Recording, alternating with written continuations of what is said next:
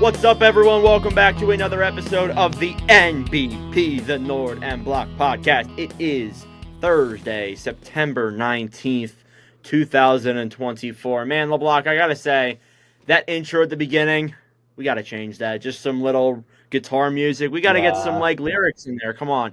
You are listening to the Nord and Block Podcast. I gotta get my producers on it. Anyways, I'm Nordic. LeBlanc is here as well. How are you doing today, LeBlanc? I'm great, and you're listening to the Nord and Block Podcast. With hosts Nordic and Block. All right, enough with that.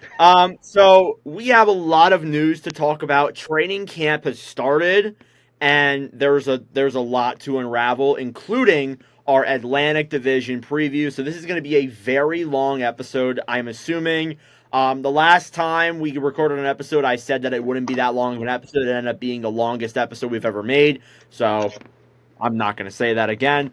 But first off, let's get straight into the news. So I want to start with the Detroit Red Wings. The Red Wings made a lot of headlines the last week, making a lot of signings. They signed 3 players, 3 of their RFAs. We'll start off with Jonathan Berggren, a 1-year, $825K extension. Berggren, good middle six forward. Nothing really too much to go with there. Everyone wants to know about the big 2. Lucas Raymond signed an 8-year, $8.075 million extension. And Moritz Seider, just today, signed a 7-year, $8.55 million extension. So let's start off with Raymond first before we get into Seider. I think Raymond's contract is great. It's pretty much an 8x8. I think that's fair. I think that's exactly what Raymond is worth. Maybe Raymond's worth a little bit more, but overall I think it's pretty good. LeBlanc, what do you think? Excellent deal. You lock him up long term, so you're not bridging him, which is, I think that was one of the fears with the Red Wings fans, is that they were going to bridge one of them, and none of them got bridge deals, so that is great news for them and for the organization. Raymond's deal is solid. Like, you look at that with the cap going up, that deal is going to age like wine. Yep.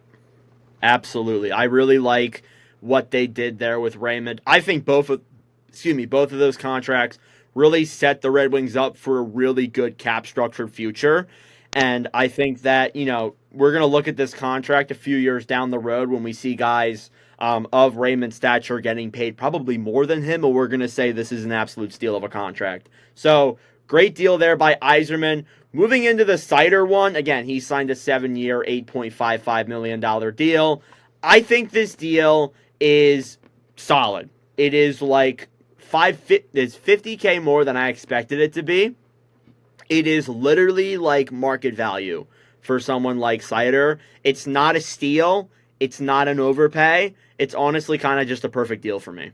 Yeah, like, it's not a steal, it's not a bargain, but it's not an overpay, and it's not a reach. And to have them not coming off in the same year is also very good, because then you don't have to worry about that down the line. Yeah. I think I saw like the 50-50 consensus of, like, some people thought it was a steal, thought it was an overpay. I think it's like just right. I expected him to get around 8.5, 8.6. So Yeah.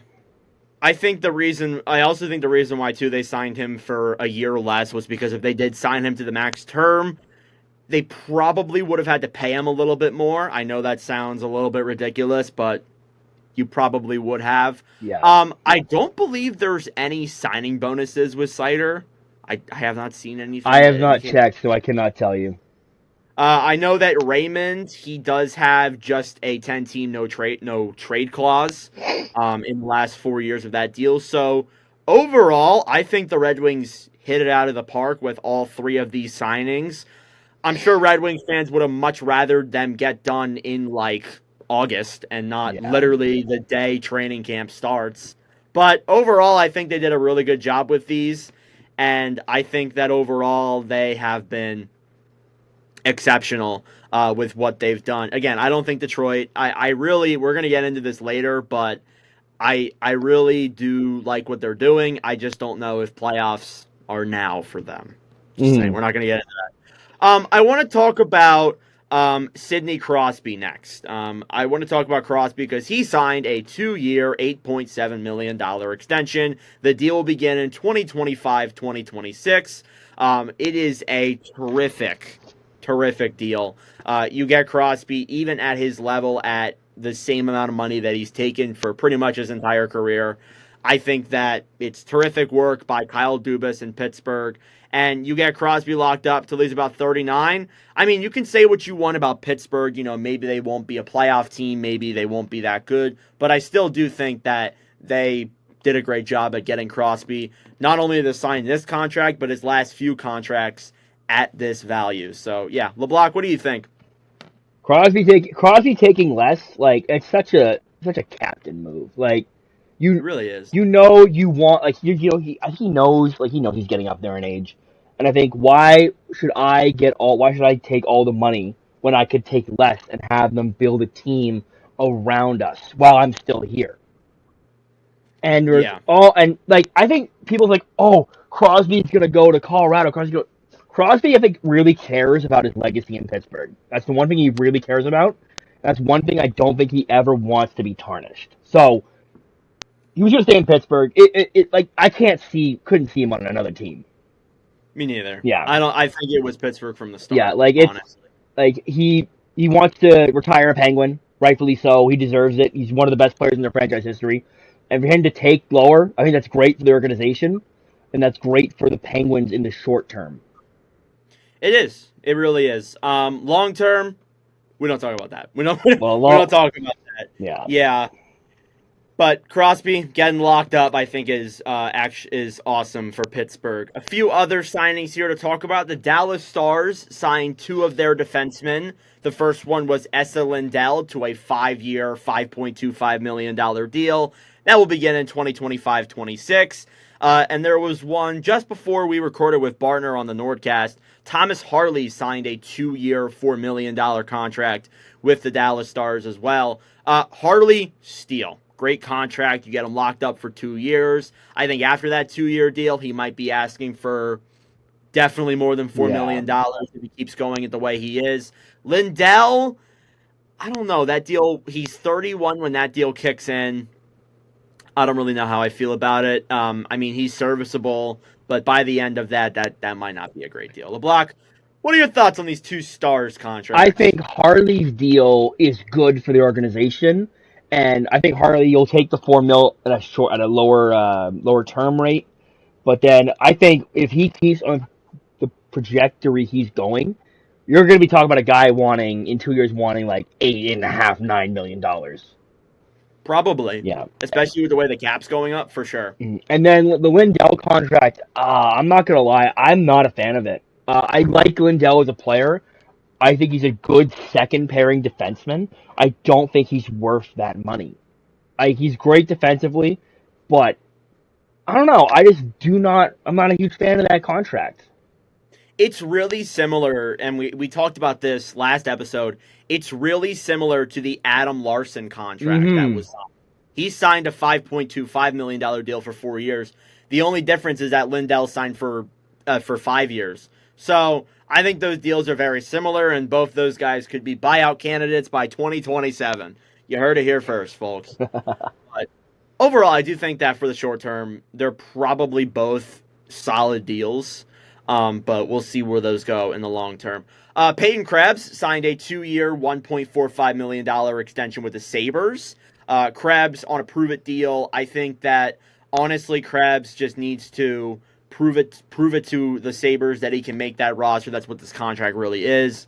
If he doesn't work out, it's probably it for him in the NHL. This is going to be his last stint, I would say. He's gotten the opportunity. He just has not produced when he's gotten the opportunity. And I'll give him this. He has been injured. He has injury history. But at this rate, that if you're getting that contract in your RFA year, something went wrong in your development, in your stat line. I don't want to say like he's not a bad player at all.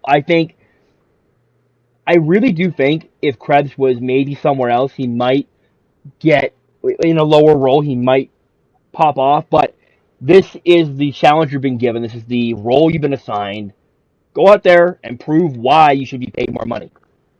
Yep, I agree. I agree with that for sure. So we'll see what happens with Krebs. Big year coming up. Few other signings, nothing really too big here. Arthur Kaliev signed a 1-year, $825K deal. There have been reports that Kaliev may want out of Los Angeles. We'll see where that develops. That brother does And not want to be there. yeah, he does not want to be there. We'll see what it seems like the Nick Robertson deal's kind of similar to that. We'll see what happens there. Philip Tomasino signed a 1-year, 825K deal as well. Tomasino, it's a good contract. We'll see how he does this coming season as well. That's pretty much it for the signings. The Flames signed a few guys that were just kind of low-name RFAs, but nothing really too big there. I want to move on to retirements. There were two main players that screamed to me that we should talk about them a little bit here. First one, Tyler Ennis retired. He was a 2008 first-round pick. He played in 700 NHL games for the Sabres, the Wild, the Maple Leafs, the Senators, and the Oilers, and had 346 points in those 700 games. Ennis, always a serviceable bottom six forward. Yeah. Was never really more than that. LeBlanc, you had him on your team. Yeah, I did. Interesting time, I'm sure. I always remember him for that one goal he scored against the Habs and the Sabres. That's the one goal I always remember. No, I know what you're referring to, yeah. From behind him, yeah. So, best of wishes to him in retirement. And also another Buffalo Sabre, a former Buffalo Sabre, also retired today. Kyle Okposo has also retired too. He was drafted 7th overall in 2006. He played 17 NHL seasons with the Islanders, the Sabres, and the Panthers, and winning a Stanley Cup in his last year. What a way to go out. I think we knew that Okposo was probably going to retire. There wasn't a lot of interest after that. And I think it made sense. He's 36 years old. He probably didn't have a lot in the tank for him as it is. He better just end off his career with that Stanley Cup and be happy with it. Yeah, go out on top. That's what all the greats do, right? They win the cup and then they go out on top. But for Oposto, I think when he got traded to Florida, he kind of acknowledged that this was his last run. He did say that, but again, he went out on top. It's the best we can say. So best wishes to him in retirement. So there were a lot of captains that were named with training camp coming. There were a few captains that were officially announced. It was Nick Foligno of the Chicago Blackhawks, Victor Hedman of the Tampa Bay Lightning, and Radko Gudas of the Anaheim Ducks. Starting out with Nick Foligno, there were a lot of people that thought it was going to be Connor Bedard. I think this makes a lot of sense, though, because Foligno's older. He's already been a captain in Columbus, and Bedard, you don't want to give the captaincy to him when he's literally like 20 years old. So I think that makes a lot of sense for Chicago. LeBlanc, you have any thoughts on that? I actually have a stat here. Oh boy, here we go. So this is a list of NHL captains that were mentored by Daniel Alfredsson. Oh, I know who's going to be on this list.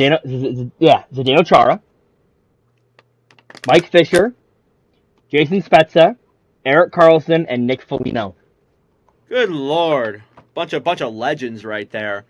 I believe, yeah, that's terrific. Alfredsson, was that like when he was a player or when he was a coach? When he was a player. So when they all played together under his captaincy. That's awesome. What a guy Alfredsson is. Yeah. Shameless Ottawa Senators chime. But for Foligno, we're talking about Foligno, right? Yes. Yeah, so for Foligno, I think it's the right move going forward. I think we talked about this on our previous episode with Keegan. We did. Yes. So going back to that, I think it's the right move going forward. For the kids, let Bedard be Bedard. You don't put the captaincy on the kid just yet. He will be the captain of the Blackhawks at some point in the future. I'll put the house on that. But as right now, let the kids develop. Yet let Bedard be Bedard, and let the vets take care of the leadership for now. Yeah. Again, I think that Foligno makes a lot of sense. We will see Bedard become the captain, but just give it some time. Give Foligno some time to mentor a lot of those young players. Victor Hedman made a ton of sense. I don't. There was maybe like Kucherov or Point that you could. It was going to be Hedman from It the was going to start. be Hedman, yeah. Like with Stamkos leaving, it was absolutely going to be Hedman, and then Radko Gudas. A lot of controversy here with Gudas. First off, congratulations, Flyers legend. So happy. I'm glad that he's a captain. Um, People have been saying a lot that it should have been one of the young guys, which I get, or Cam Fowler. Well, Fowler wants to leave the freaking team, so why the hell would they name Cam Fowler captain when he probably is going to leave this team? And listen, Gudez won't be a part of this team's core probably when they're like fully contending because he's like 34. Let's face it. But he's one of those older guys that is probably going to spend the rest of his career there in Anaheim. And I think it makes sense to name him the captain with such a young team, like an incredibly young team, instead of giving it to someone who is young, who I don't know. I think Gudas was the right choice. You could have argued Fowler if he didn't want to leave the damn team. So I like Gudas as the captain there. First of all, Leaf fans had a field day with this. Oh, of course they did. Yeah. Gudas, like for me, like is he strike me as he kind of strikes me as he's loud, but he's not like I don't want to say he's not a leader, but like he doesn't strike me as a guy who you'd pick for captain. He's like Jacob Trouba. Yeah, I think that's a good example. Like, a guy who's quiet. Like I don't find Trouba as a loud leader, and same with Gudas, but I get it. Similar to Chicago, let the kids be kids. Yeah, they love to fight people. And Trouba. Yeah, if you watch one of the young guys, you're gonna have to answer to the captain. pretty much. Yeah. Yeah, I think it's the right move. We'll see.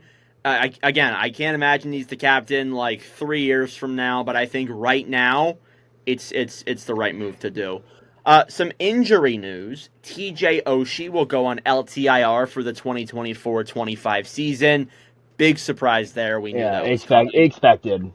Yeah, I think we even discussed it in our Metro preview. I think in our first preview, we knew Oshie was likely going to go on LTIR. I'm just gonna say it. This is probably it for him. Yeah, no, I think he's also acknowledged that he's probably never playing another game again.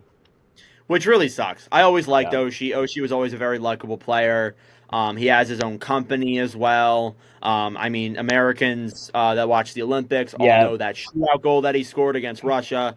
Again, just terrific player. I mean, we're not going to talk about him too much this year, but I'm assuming when he likely retires at the end of next season, when his contract expires, we'll bring him up again. But yeah, Oshie, hopefully he feels better. There is a chance that he does come back, but again, it's unlikely. So best of wishes to him. Yeah, Oshie's one of my favorite players personally. When I was younger, like you were saying, like he's a U.S. Olympic hockey legend.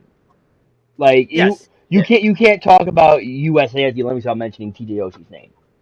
Absolutely. Always a likable guy, always a fan favorite in both St. Louis and Washington.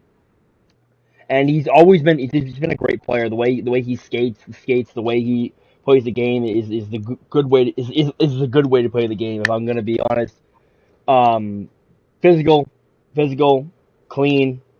But yeah, I really hope we do see him on the ice again at some point. But I am a proud owner of a TJ Oshie jersey. But we wish TJ Oshie a happy recovery. Happy recovery from the Northern Block podcast. Yes. All right, there's three more things that I want to bring up. We're going to start off with Rogers. Rogers Comms has acquired 37.5% of Maple Leaf Sports Entertainment, giving them 75 ownership percent to the Leafs, Raptors, TFC, and the Argos. So I'll read a little bit more into this here. Again, I'm American, so I apologize if I say anything wrong.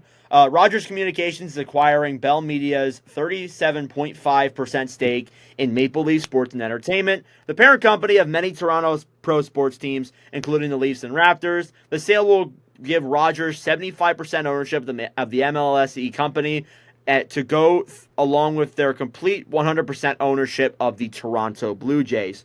Larry Tannenbaum currently owns the remaining 25% of the MLSE company. The purchase is for $4.7 billion of Canadian, which is 3.48 billion USD based on the current exchange rates.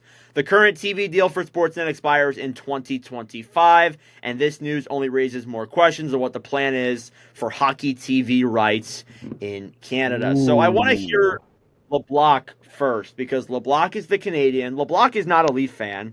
Definitely not a Leaf fan. No.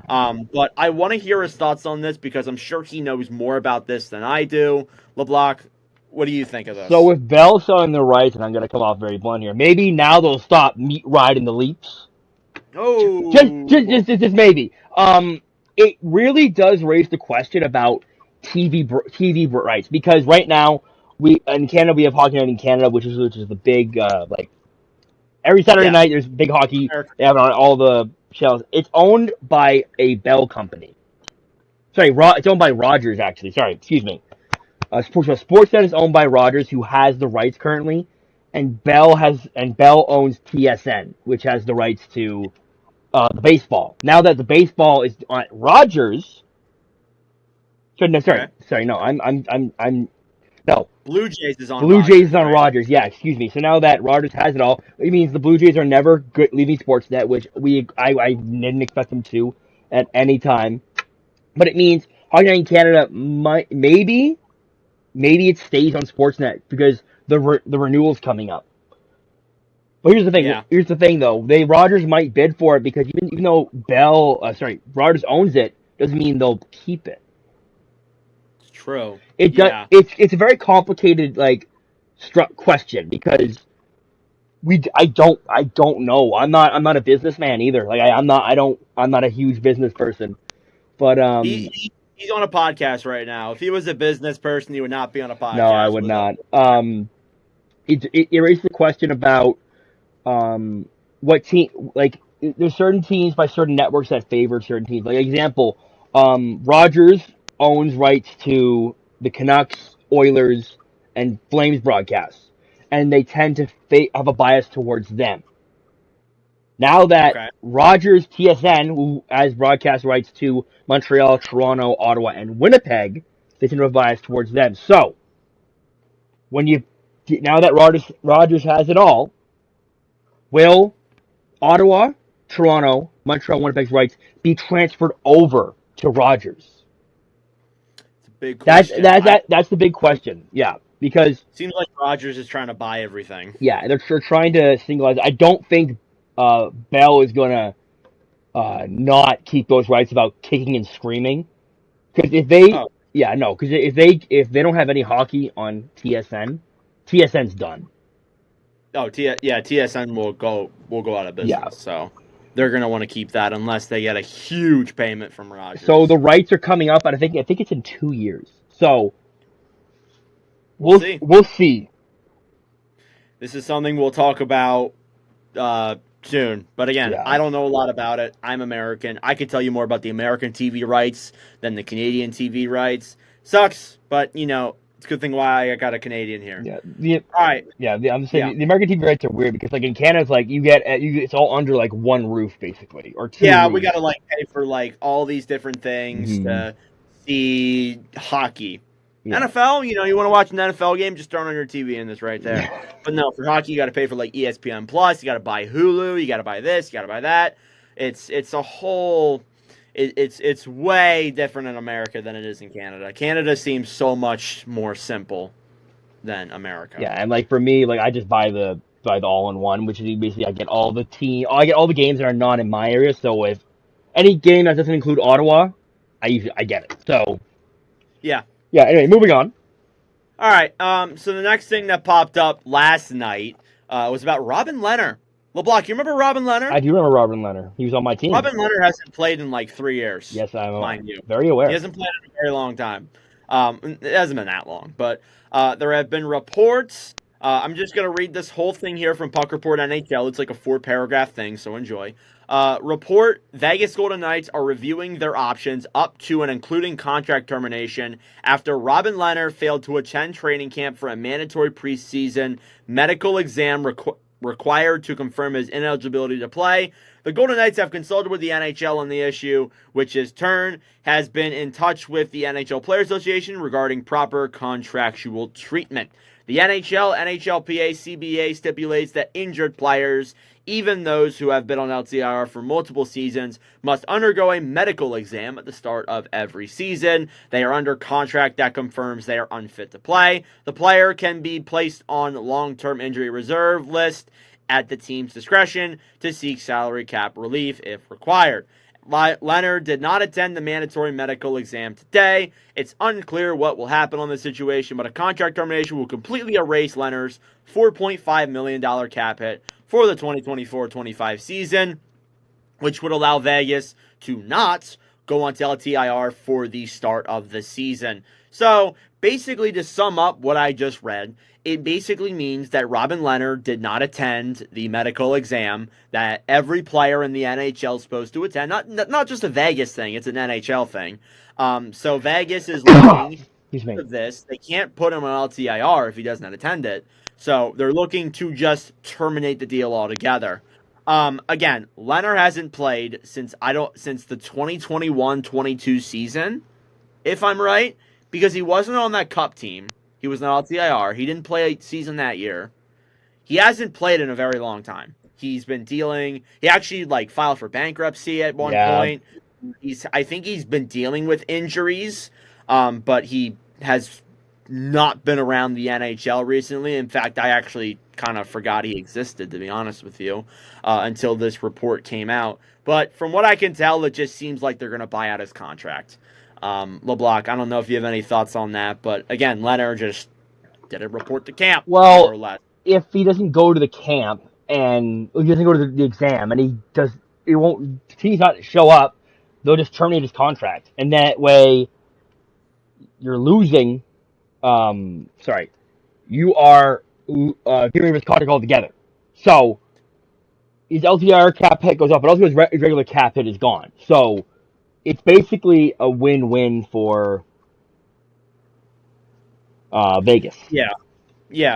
And obviously Robin Leonard is probably taking care of that snake farm that he had to go bankruptcy for. So, yeah, I don't know. Just thought it'd be something cool to bring up. And the other thing that I want to bring up before we get into our Atlantic Division preview, and it's actually going to be a really good transition into the first team in our Atlantic Division. So, LeBlanc, I want you to pull up the Boston Bruins. Yes, I'm doing that right now as we speak. And we're going to start off with talking about specifically Jeremy Swayman, and then we're also going to talk about the Boston Bruins. So, training camp has been underway for the last 2 days. Yesterday, Wednesday, the 18th, was medical exams. Today was kind of the first day they got onto the ice and skated around a little bit. Tomorrow, when you guys see this, it will be the second day. Jeremy Swayman is not yet signed. He has not signed a contract yet. And from what I can tell, I don't know, LeBlanc. I got to be honest with you. It still seems like, with what I've heard in the media, they might be still decently far apart. Yeah. So I'm trying to find this. Okay, I found it. So Don Sweeney spoke yesterday to the media. First off, said some things about Spin Chicklets that were interesting. If you saw them, you saw them. LeBlanc and I have our opinions on Chicklets. We won't mention them here, but, they're interesting, to say the least.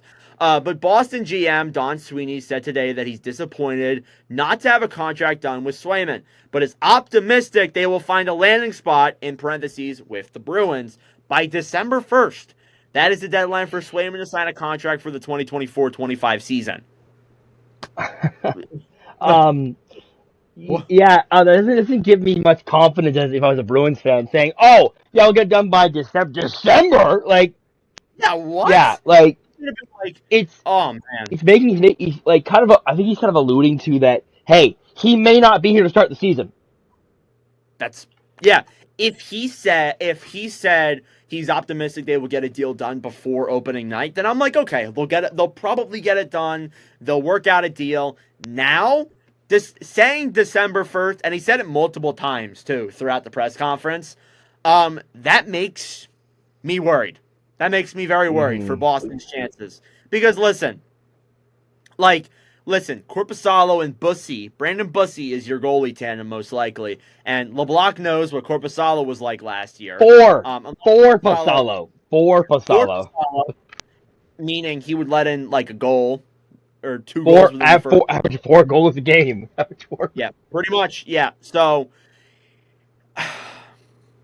I don't know. It's a really scary situation right now if you're Boston. Honestly, I have said in a lot of podcasts before this, I'm like, yeah, I'm not worried. They'll get it done. They'll get it locked up. Now I'm worried. Now I'm legitimately worried that they're not going to be able to get this deal done by the start of the year, and they're going to be in trouble. Here's the thing: if they don't get a deal done, this is just me playing the devil's advocate here. If they don't get a deal done, Swayman will be a UFA next summer. He will. Even if Yeah. they come to a 1 year deal, after that 1 year deal, Swayman is UFA eligible.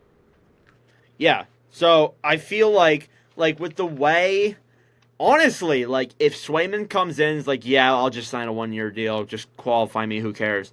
You could just leave it free agency. Mm-hmm. Like honestly, that's kind of what I'm seeing here. I'm just speculating here. I know speculating is everybody's favorite thing to do.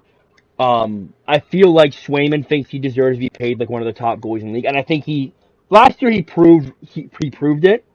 But I feel Sweeney thinks that it's such a short time frame to give him that He's kind of thinking money. small sample size. Yes, they're both at a stalemate because of that. Because I think Swayman, there was a rumor he wanted around 9-10, and Sweeney was going to give him 6.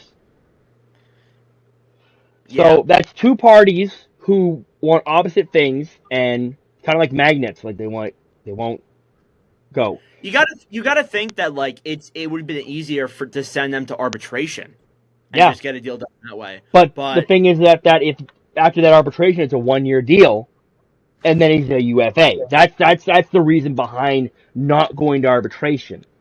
Swayman also said that he hated arbitration. It was a horrible. It's like the other. It's just saying, well, you're bad at this, and this, and you're this, and that. Well, we're over here like this, and this, and you're over there like this. It's basically it's basically like shitting on the player. That arbitration is horrible for the player because it's saying, hey, I deserve this because I did this, and this. Well, I know what you do because you are bad at this, and this. Yeah. Makes me really worried. If you're a Boston Bruins fan, for sure. It kind of makes Boston's like. I don't want to say they're not going to be a playoff team because of this, because they still have a very good blue line, good forward core, but has to make you very worried because If a you big start, sorry, go ahead. I was going to say a big part of last year, the reason why that team got into the playoffs and beat Toronto was Swayman. Mm-hmm. If you're going into the season with Corpusalo, that's like you want to have like a panic index. I'm at like, and that's like a 50% out of 100. Like, Probably, yeah. yeah. Listen. I have said things this offseason about Corpusalo, and I think that he could be a good backup. Yes, Good yes. backup. I think under Boston too, they have a good blue line. They have a solid goalie coach, from what I can tell. I mean, they got Olmark, they got Swayman, like they've managed good goalies. I think that Corpusalo probably like last year with Ottawa was terrible, and Yeah. I don't know. LeBlanc could probably agree with me here. I don't think it gets much worse than that. So I figured that if he's the backup, things would get better for him, but not the starter. No, you can't do that. You can't. You don't have Olmark anymore. He's with LeBlanc's team. You can't do that anymore. So it makes things extremely worrisome for the Boston Bruins. But I want to transition from that fully to the Boston Bruins. Obviously, last year they finished second in the Atlantic. They play Toronto. They beat them. They lose to Florida in round 2. They make a few moves. They let go of Linus Olmark, Jake DeBrusk, Matt Grzelcyk, Derek Forbert, Danton Heinen, Kevin Shattenkirk, James Van Riemsdyk, and Pat Maroon. They bring in Elias Lindholm, Mark Kastelik, Nikita Zadorov, Max Jones, and Joonas Korpisalo, as I mentioned. Yeah, So, outside of Swayman LeBlanc, what are your thoughts on the Boston Bruins? Forward core, forward depth, still I think a little bit of an issue. Top six is good, but let's go for them by the lines and not just like spewing out of my ass. I don't know. Zaka, Lindholm, Pasternak. That's a pretty good first line. That is the first line. Mm-hmm. Second line, Marchand, Coyle. It has Fabian Lysell as the second on the second line. That's daily face-off, by the way. Yes, so this is not like LeBlanc and I don't know hockey. Yeah, like no, that's daily face off. Not the LeBlanc projected lineup. Yeah. I mean, I don't know if I put Lysell on the second line. If he makes the team, we'll see how he does. But I thought Morgan Geekie would be that second line. Or Matt Poitras. Yeah, him as well. I think again, that's still a solid second line. Yeah, no, I'm not complaining about the second line at all because you got Marchand, the vet, you got Coyle, who's a veteran centerman, and then you got a young guy. So a young guy with a vet, with two vets, I'm not complaining about that. Yeah, the bottom six is where I have a few questions. It's not bad, but it's not like it's not like it's good. It's good, but it's not great. There we go. That's a better way of describing it. Like you look at a few other teams in this Atlantic, like they have really good depth. I'm wearing one that doesn't, but there's a few teams in this Atlantic that have really good depth. I'm wearing Toronto, by the way. But Boston, compared to them, their depth is good, but it's not that good. Like you look at Florida, they were rotating guys in their fourth line, and they all were really consistent and worked out really well. So I don't know. Boston's bottom. Just read it, LeBlanc. It's good, but it's not great. Cole Kopeek, Trent Frederick, and Matt Poitras or Patra. I don't know how you say it. I don't know who the other guy is. He's not listed on my depth chart here, but that's the third line. Cole who? Cole who? Yeah. Yeah, and in the fourth line we got Max Jones, Morgan Geekie, and Justin Brazeau. Not bad. Not bad. I like the fourth line though. Like I like Max Jones and I like Morgan Geekie. Yeah, I like that fourth line a lot. I figured Geekie would be up in the top like 6. Their center depth is really good. Boston center depth is really good. I don't want to. It's a lot better. Yeah. Than it was. It's the wingers that are kind of like. Yeah. Yeah. Yeah, the wingers are a little bit You have a great first line of wingers, and then after that, like you have Marchand, and then that's kind of just like, But again, like the forward depth, like I can't exemplify enough how Elias Lindholm really just makes that center depth look so good. Because Charlie Coyle is your first line center now. Yeah. Coyle is your second line center. Yes. So. Yeah, they really did a great job. I know we haven't gotten into the specifics yet, but their forward core reminds me a lot of Vegas's. Elite centers down the middle, and wingers are eh. Yeah, LeBlanc, we did that last episode. So, like last episode, like I was saying. Yes. Yeah, we're going to the Pacific again, second video. I'm tired. I'm sorry. No worries. Going to defense. The defense is where I think it's a very good unit, like extremely good unit. Looking at first pairing Zadorov McAvoy, second pairing Lindholm Carlo, and then Mason Lowry Andrew Peak. That's a great blue line. It's a great blue line. Like I got no complaints on that. Nope, no complaints at all. Zadorov, great ad. That's going to be a really good first pairing with McAvoy and Zadorov. He's such a Boston Bruin. Like the way he plays, like he's a Boston Bruin player. He's built like a Bruin. It's great. So great blue. So it still has Swayman here as the goalie, but as of right now, it's Korpisalo and Bussy.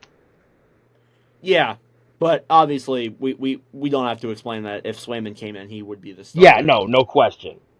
Yeah, the only concern that I have is Swayman. Like, I mean, that's about it. Like, I guess some of the bottom six depth you want to improve, but like, Swayman's your biggest problem right now. Mm-hmm. I had this team. I think I had them second or third in the Atlantic. With Swayman, though, I don't really know. So I changed Let's. this. I changed this last night. Sorry, what? Oh, you changed it. Okay, you So changed it. I Okay. changed mine because I saw the depth before I got on here and I changed my rank. So Okay. I got Boston at number 2 in the Atlantic. All right. Okay. So, do you have the Swayman thing factored in there? Yes, so that and I have the winger depth as another one because I had them in Florida neck and neck. Spoiler alert. Them in Florida neck Oh, and neck. So this kind of puts Florida over them. yeah, I agree. I think that they probably do finish top three in the Atlantic, but if Swayman's out for a long period of time, If I don't. Swayman's out till like mid-November, Oh, that's really bad. that, Especially coming back from missing training camp. That's also not great. no, it's not. So they need like hell to lock Swayman up. I've been checking my Twitter, all day today and all day yesterday, hoping that something would happen, but I have not heard a peep. So we'll see there. But again, Boston, a lot to talk about right now with Swayman. We're going to move on because I'm sure Bruins fans are tired of us just kind of doubting their team right now. Let's move on to Buffalo, the Buffalo Sabres. Last year they finished, I think they were fifth in that They Atlantic. were Oh, fourth. Or they were sixth. sixth, yeah. Sorry. They hadn't. They were behind Detroit. Mm-hmm. They obviously missed. It was a down year for Buffalo last year. It was a year you look at like the year before that they were like 1 point back of the playoffs, and Mm-hmm. people thought, oh, with some of the ads they made, they thought that they could maybe get in next year, or this past year. They thought that Levi would really help them. It did not go that way. They had a really rough start to the year. Second half they were better, but they weren't good enough to really Mm-hmm. regain in the race, which is a big thing. Like, you could say a lot for a lot of these teams. Like, again, going back to Boston, like, you really need to have like a good start to the year, because if you get to January and you're like You're out of it. hell behind, Mm-hmm. not everyone's a St. Louis Blues 2019, all right? So you can't do that every single damn year. So you really need to have a good start to the year, which is, I would say, the biggest X factor right now facing Buffalo. But they made a few moves. They let go of Jeff Skinner, Zegmus Girgensson, Victor Olofsson, Matthew Savoy, and Tyson Jost. They brought in Jason Zucker, Ryan McLeod, Sam Lafferty, Beck Malliston, Nicholas Abe-Kubel, and James Reimer. I gotta say, I like the depth they added. I like some of the depth they added. I feel like they did improve in the bottom six a little bit. Mm-hmm. I still have a few questions, but okay, I guess it's all right. All right, roster. In a competitive Atlantic, though, I don't know. So, LeBlanc, what do you got?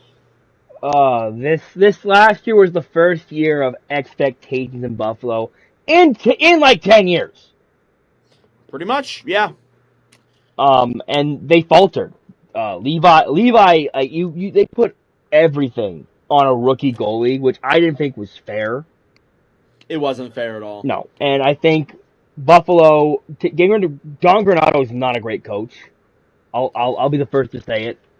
Um, it just was not a good year. Second half they played well, but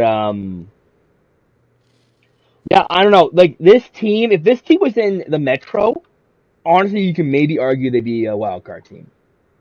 Yeah, they probably could make the playoffs, I do honestly, but want they're such a competitive division. to stress to the viewers that the Atlantic Division is the hardest division in hockey. Like, I don't think it's not close. Yeah, This it's not. It isn't. like Detroit, if they were in the Metro, they probably would have made playoffs last year. Probably. No, they would have. Mm-hmm. Most likely would have. And again, like, what's funny is that I saw, like, and I want to go to Bleacher Report here. They posted something about, like, ranking the divisions, and they had Metro at 1. I'm like, are you, like, for Yes, real right I saw now? that. So, like, how I would rank it, and we're going off track, but I don't care. I made a video on this. I said Pacific 4, Metro 3, Central 2, and Atlantic 1. Because Atlantic, every team is competitive. Like even Montreal, like they're going to be competitive this year. Yeah, they'll be very competitive this year. We'll get to them Yeah. later, though. Again, going back to Buffalo, LeBlanc read off them damn lines. So, first line, Paterka, Tage Thompson, Alex Tuck. I really feel this is make or break for Tage. This year is make or break because if he has another season like last year, that says to me that 94-point season was a fluke. If he goes back to a 85-point pace, maybe he hits 90, then I'm thinking, yeah, okay, he's gone back to what his original form is. But if he had if he has either the same year as last year or worse, yeah, Sabres are screwed with that contract, to be honest. So it's a big year for Thompson. It's a big year for a lot of people on this team. A big year for this team altogether, honestly. All right, second line. Oh. Second line, Zach Benson, Dylan Cousins, Jack Quinn. Okay. I do want to stress that's a very young line. Jack Quinn is coming back from a pretty serious injury. Yeah, we'll see what Jack Quinn can do. It's a big year for him as well. Also a big year for Cousins. Cousins had a down year last year as well. I'm a big fan of Jack Quinn, former 67. Big fan of Dylan Cousins as well, the workhorse from Whitehorse. And Zach Benson's fun to watch. The second line could be a lot of fun. Yep, I like that second line a lot. It's a solid top six. It's I wouldn't like compared to the rest of the division. I'd say it's one of the weaker top six, but it's still good. I agree. Third line, Zucker, McLeod, and Jordan Greenway. That line's gonna beat people up. I like McLeod. That line's definitely gonna be gritty. It's gonna be a line you don't want to play against for sure. And then fourth line, you got Beck Malenstein, Peyton Krebs, Nicholas Ube-Kubel. We already talked about Krebs a little bit. Big year for him. Gotta prove himself. A lot of new ads on that line. You said Malliston and Ube-Kubel, 2 new ads. Kubel known for breaking the cup, and Malliston was, I thought, a good player last year for Washington. I did think Buffalo gave up quite a little bit to get him, but for a fourth line. But I think that I like that fourth line. I'm gonna be real here. This might be a shock. I did not know who Beck Malenstein was until they traded for him. I don't blame you. I only knew who he was because my boss is a Caps fan and would always tell me how good he is. Yeah, I would have known him before that. I know. I thought he was a prospect of the Caps at the time. And then I thought, he played last year. I think he's pretty old. Well, he's not that old, but I think he's pretty old. Yeah. The defense is where we have. I got questions. I want to inform everyone that Rasmus Dahlin is injured.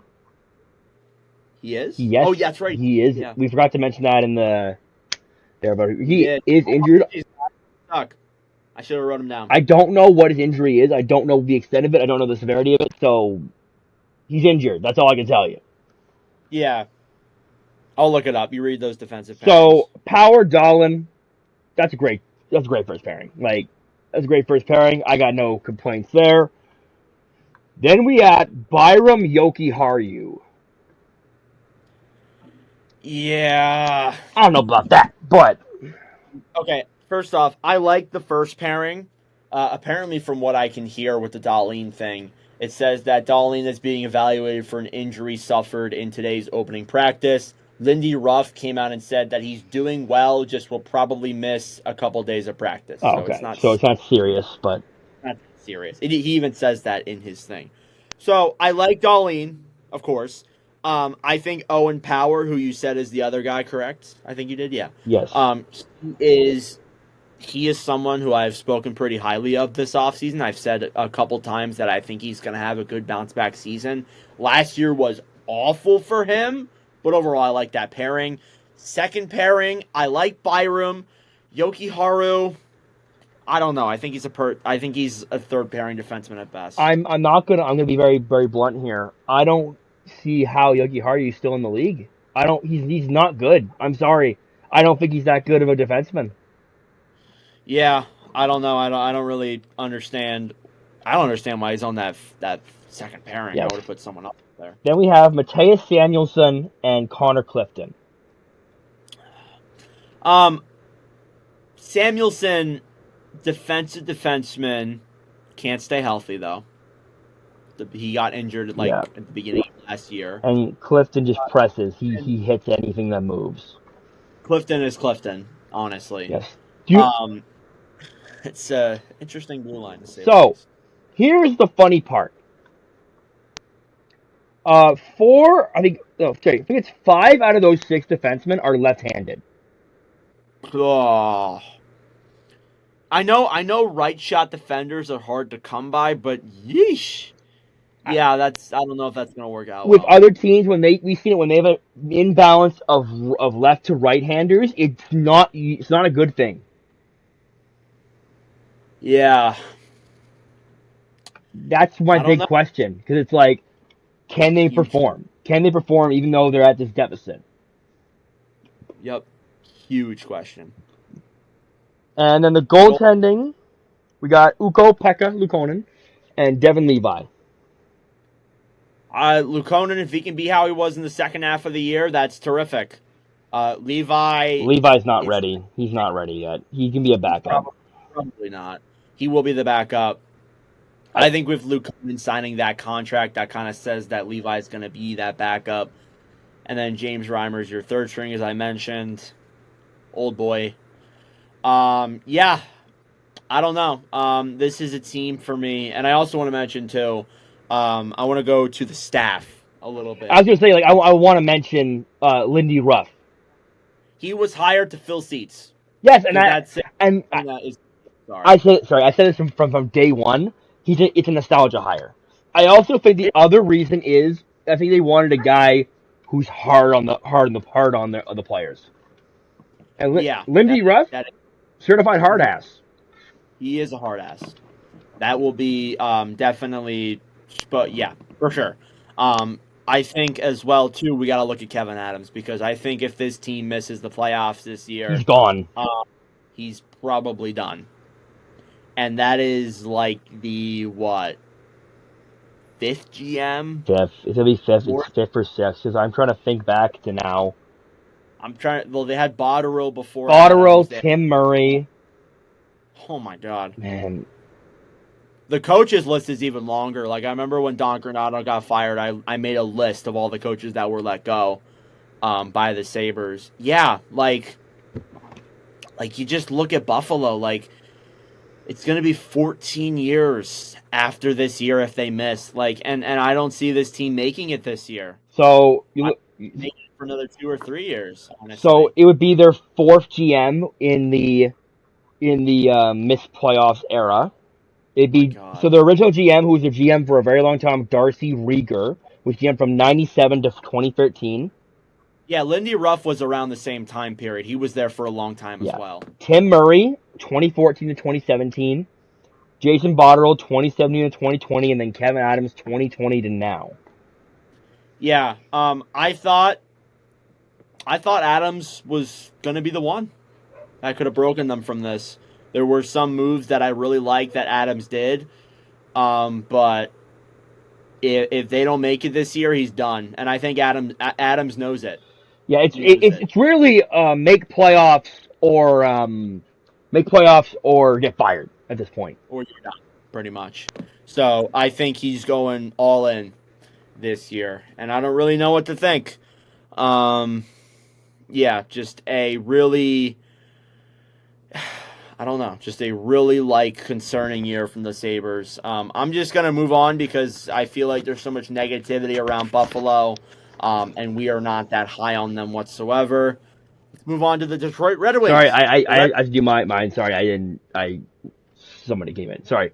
I got the Sabres 7th in the NHL, 7th in the Atlantic, and 22nd in the NHL. I didn't even mention that. Sorry, I'm just so negative on Buffalo. I wanted to move on. I'm not high on the Sabres whatsoever. I don't think any of us are. I'm not. I think that there is a chance that they make it. They could. Don't think they are. Honestly, I was even thinking today, I'm thinking that there's there might be a good chance that like if Montreal lives up to the hype that I've been seeing, Yeah. they could Buffalo, to be honest. And that is a massive disappointment. If Montreal goes past Buffalo, by the trade even by New Year's, if Montreal's ahead of Buffalo, that's a cry. Adams Adams is gone. Adams is gone before the deadline. probably, yeah. I don't know. I don't know with Buffalo. Let's move on officially now to the Detroit Red Wings. The Red Wings last year finished at I think it was fourth in the Atlantic. They were literally like 1 point out of the playoffs. Last year was a very fun year if you were a Red Wings fan. Even though they missed, it was a very fun season watching this team play. They made some moves, though, in the offseason. They let go of Shane Gostisbehere, David Perron, Robbie Fabry, Jake Wallman, Daniel Sprong, and James Reimer, the guys they brought in. Vladimir Tarasenko, Tyler Mott, Sheldon Dries, Eric Gustafson, and Cam Talbot. Listen, Detroit, I'm higher on Detroit than I am Buffalo, but I've kind of been having a change of opinion with the Red Wings over the last couple of weeks. Again, as I said, we already talked about them earlier on in this episode. I like Raymond. I like the Seider contracts. I like what they did. But overall, not too high on this team making the playoffs this year. I don't know if LeBlanc has a different opinion than me. I'm going to assume not. But LeBlanc, I don't know, man. I'm going to say this, and I'm going to get heat for it. The Red Wings did not get better. In fact, they may have gotten worse. I just don't think they improved. They didn't really address their needs. Cam Talbot, I don't know. Like, so from what I can tell, and I've been I have been thinking about this so much. You have no idea. My girlfriend is a Red Wings fan. We have been talking about this every single damn day. I just had a conversation with her dad yesterday about the Red Wings. Like, the way I see this, the way I see the moves they made, they aren't. First off, I don't think they're going to make the playoffs. I don't believe they will. If they do, that's great. Awesome. But I don't think with the moves they were making, I think they're preparing for another year of not making it. They didn't make any underlying moves that screamed, we're going all in for the playoffs. Because if you did, you would have kept Wallman, first off. You would have tried to move Sherratt or Petrie.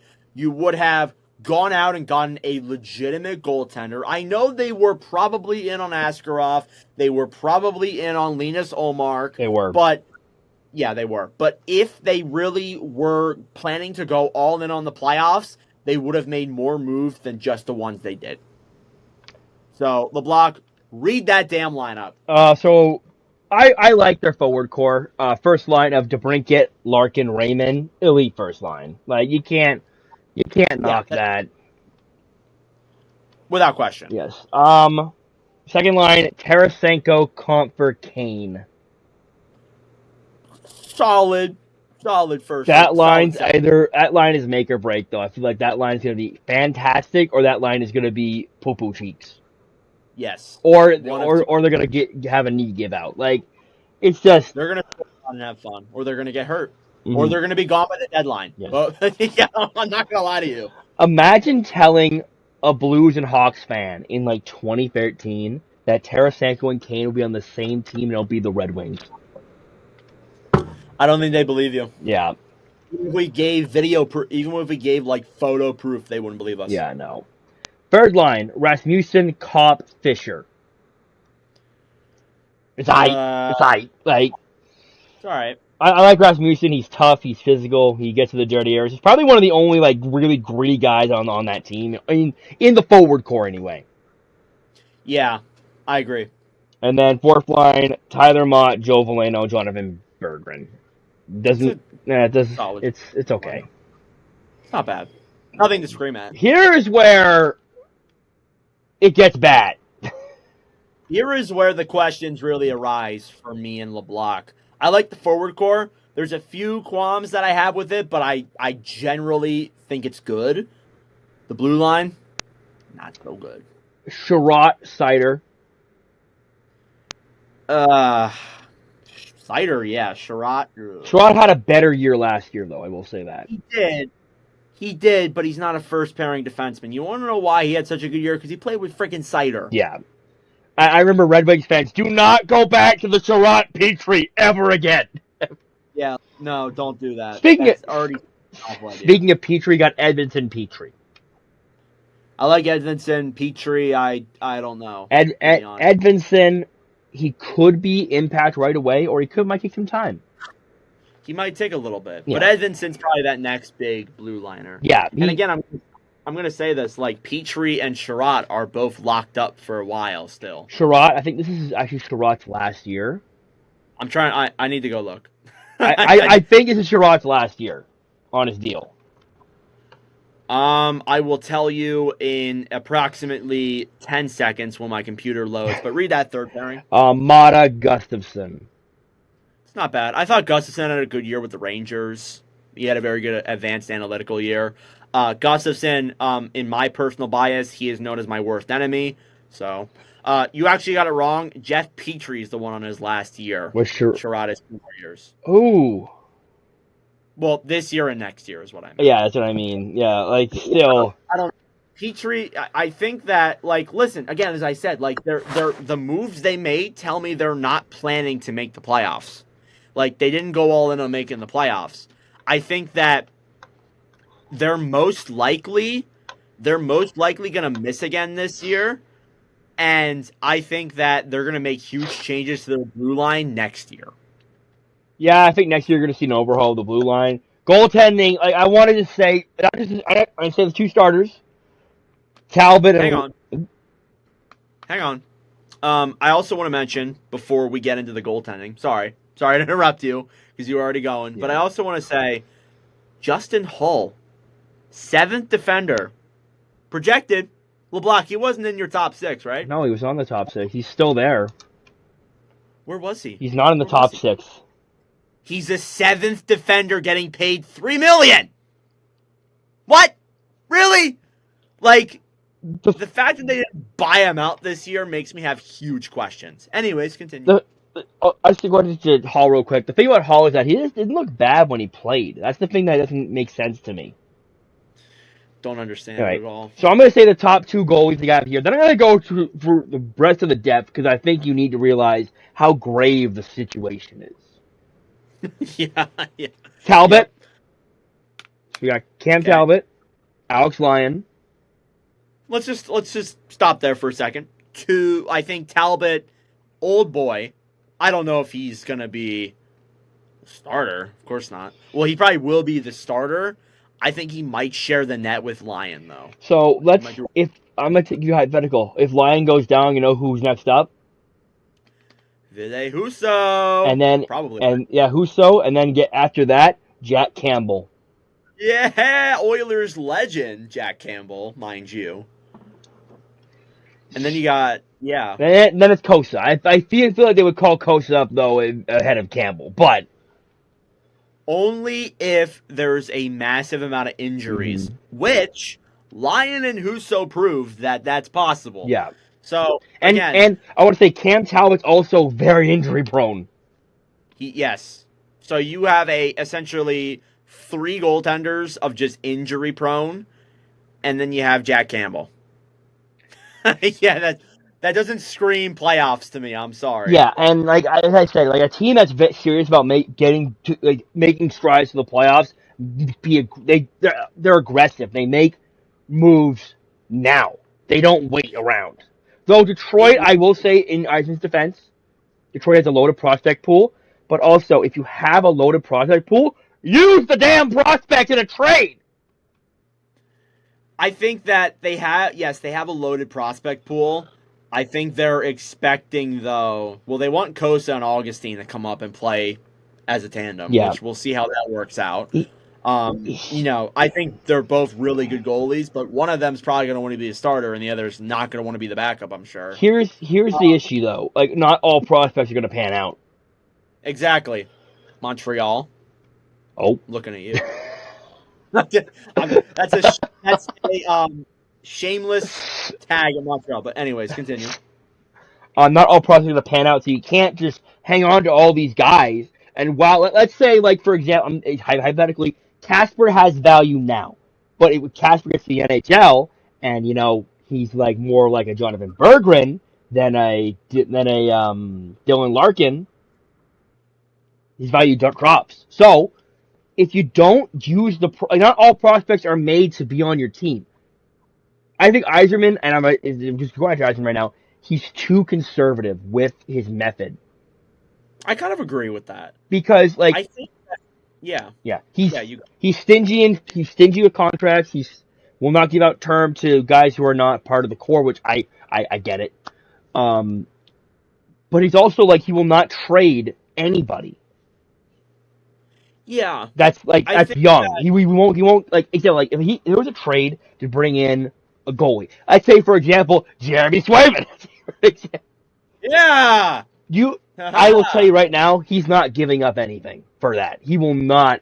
He won't get. They ask for Costa, he's probably going to say no. They ask for Costa, he might hang up the phone. Honestly, he's too in his. I think he's in his own world. Like, I love Yzerman. He's from Ottawa. His family's still active in the community here. I really do think he's too conservative with the way he does business. Yeah, I agree. I think, again, with Detroit, there are a lot of instances where, like, you have these prospects. You have two starting goaltenders, not two starting goals, two projected NHL goaltenders. And I honestly do think that when you look in terms of, like, it's good to have a lot of prospects because, again, not all of them work out and you can use some of them. But, like, right now, again, as you said, like, Casper has value. Sandin Pellikka has value.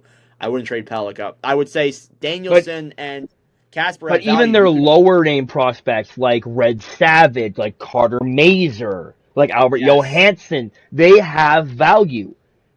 And I'll be honest, guys like Red Savage, Carter Mazer, and Johansson, their trajectory is not like top six, not first pairing defensemen. They're not projected to make they're projected to make the roster this year. I know Red Savage, I'm pretty sure he's still at state. So he is. He's the captain now. Yeah. So, like, you can hang on to them, but you need I'm saying this right now. The past two Cup winners, we've seen GMs who have been aggressive. You look at Bill Zito is the definition of aggressive, so I'm not gonna paint that picture on him. But, like, you look at a guy like Kelly McCrimmon, Stone, Eichel, Aiden Hill. These are moves made to win Stanley Cups. Yeah, you saw with Vegas, like, they traded a lot of their big name prospects for big name guys to go win. Again, I think Detroit is playing the conservative type of thing here. They're letting their guys develop. They're giving their guys time. But, like, again, this team hasn't made the playoffs in, what, 8 seasons? It's been 8 years now. So you're going to get to the point where all these guys are ready. It's going to be like Buffalo-level drought at that point. Yeah. Maybe not that far, but, like, you're going to be probably, like, 10 years before you see this team make a stride to the playoffs when all these guys are there. Yeah. Again, I want to go back to the blue line before we wrap this up and go to the other teams because we're already an hour in and we're, like, literally not halfway done. I will say that they have this bad blue line now, which is why I don't think they're going to make it. Like, I'm not that high on Petrie. I'm not that high on Sherratt. I do think that when you get Edvinsson fully in there, who's projected in there, when you get Sandin Pellikka hopefully up in there, I would imagine they want to draft another defenseman with a high draft pick. I think that blue line can be fixed, but right now, again, it's not a blue line that screams playoffs to me. So I have them 6th in the Atlantic is where I project them. I don't have my 32-1 up, but I think 6th. I could see them getting 5th, but no higher than that. I have them 6th in the Atlantic. I have them 15th in the league. Yeah, they're going to be competitive. They're going to be up. They're going to score a lot. They're going to be a really high scoring team, I feel. Yeah, they're gonna be fun to watch. They're gonna score a lot. They're gonna like really try and outscore their opponents. Their games But are going to be like 5-4 every night. yes, they will be fun to watch. Just don't know if come by the end of that they'll be in the playoffs. And maybe this whole entire 10-minute talk about them will be wrong. But right now I'm not particularly as high on them. And that's an opinion. That's one of the opinions that over this summer making all these podcasts has changed. Yes. Because I used to be really But I used to think they'd beat the playoffs. Now I'm not but really a if big we're fan. wrong, Evan, I'm not ready to be put on blast. Don't worry, people will forget we did this by June or not June. They'll forget this by December. It's Probably, okay. yeah. All right, let's move on now to the Stanley Cup champions, the Florida Panthers. Last year they finished first in the Atlantic. They went on. They beat they beat Tampa. They beat Boston. They beat the Rangers. They beat the Oilers. Won the Stanley Cup. And the price of winning a Stanley Cup is losing a lot. The So cup, they lost a lot. the cup tax. It is the cup tax, Yeah. and it's part of the reason why Sam Reinhart signed his extension as well. But you saw Brandon Montour, Oliver Ekman-Larsson, Vladimir Tarasenko, Anthony Stolarz, Ryan Lomberg, Nick Cousins, Steve Lorentz, and Kyle Okposo all leave to better pasture. Maybe not better pastures, but to Greener other. pastures, yes. Yeah, and you obviously saw Okposo retire as well. We talked about that earlier. The guys they brought in, A.J. Greer, Jesper Boquist, Tomas Nosek, Nate Schmidt, Adam Boquist. Look at that. They brought in the two Boquist brothers and Chris Drieger. Yeah, LeBlanc, this is still a team that can win a Stanley Cup. It's just going to be a lot harder for them to do that. Talk to become trade deadline. Yeah. Yeah. Talk to Yeah, me. basically. Let's get into it. Go through the lines. Read the damn lines. Verhaeghe, Barkov, Reinhardt. Great first line. He's moving to Jersey. Oh. Yeah, Verhaeghe jersey. I don't know where to pulled up put it. I'm just gonna put it on myself for now. Oh, okay, here we go. All right. Kachuk, Bennett, Rodriguez. That's a great second line. Kachuk carries. Kachuk is a playoff performer. Yeah, he is a playoff performer. Even though, like, last year he didn't really, like, score as much as we saw him do in previous years, but still, great second line. Great top six. The third line, Eetu Luostarinen, Anton Lundell, Maki Samoskevich. Samicevich. Thanks, Cadence. Honestly, that's a good third line. Samoskevich was in Michigan last year. Actually had a pretty solid season by all accounts. He was by far their best prospect in what is probably the shallowest pool in the league. Yeah, looking at it right now, it's incredibly shallow. But Samoskevich is looking like he's going to be really exciting. He's not that exciting, but he looks like he can be a really good NHLer. And then fourth line, Jesper Boquist, Thomas Nosek, AJ Greer. That's a whole new line right there. All three of those guys are new ads. Mm-hmm. Forward, like you look at the forward core, and like it's not the same, but it's still very good. Like the ball, like the depth is like it's not as great as it was last year, but I assume they'll find a way to make it up somehow. They're gonna find a way. Like, someone's going to get hurt, probably, or something like that. They're going to put them in LTIR, and they're going to be able to move some guys at the trade deadline. They're gonna make that bottom six better come the deadline for sure. And maybe they will make that third straight final with that forward core. We'll see. All right, blue line. Gustav Forsling, Aaron Ekblad. It's a great first pairing. Don't know. Forsling, great. Ekblad, solid. Don't know why I almost said Adam Larson. Dmitry Kulikov, Nico Mikkola. I like Kulikov. Kulikov was great defensively last year. Mikkola, we'll see how he does as a top four defenseman. I liked him as a third pairing defenseman, but we'll see. And then Nate Schmidt, Adam Boquist. Two like low risk, high reward ads. Two new players as well. So yeah, I don't hate that third pairing. And then you're looking at Bob at goalie, and then Spencer Knight's coming back in the backup role. Hopefully he will be that backup. If not, Drieger will take that role. But I like the goalies. I think Bobrovsky speaks for himself. Hopefully Knight can have like a bounce back year from what was a pretty rough year last year. Player assistance program wasn't that great. But yeah, overall this team is first in the Atlantic for me. I have them first in the Atlantic, fourth in the league. Yeah, so again, they're going to be really good. I just don't know about exactly another cup because if they make the finals this year, they would have made 3 straight finals, and that's incredibly hard to do. Besides Tampa, who was the last team to do that? Detroit in like the 90s. Yeah, so it's been a lot. It was It's Detroit or it was the Oilers. no, it might not have been Detroit. You're It's right. probably the Oilers. Yeah, so it was Tampa from 2020 to 22. And then, probably Edmonton, unless if I'm not thinking of a team right now. So, yeah, it's a rare thing to happen. We'll see if Florida can do it, though. I just saying Florida State teams. Yeah, like Florida, can you like give the rest of us yeah, a chance? Like they have dominated the Eastern Conference. They have been in the finals every year for the last 5 years or 4 years. So, yeah, overall, just dominance from them. All right. Any more thoughts on Florida? The next 2 teams are very fun. they good. They are indeed good. All right, let's move on to Montreal. The Montreal Canadiens. Last year, they were 8th in the Atlantic. It was a year where they were bad once again. They actually got they scored a little bit better. They got a little bit more points, but they were still last in the Atlantic. They were still 5th worst in the league. They let go of Jonathan Kovacevic, Tanner Pearson, Jesse Alonen, Colin White, and Jordan Harris. And they brought in Patrick Laine, Alex Bear-Boulette.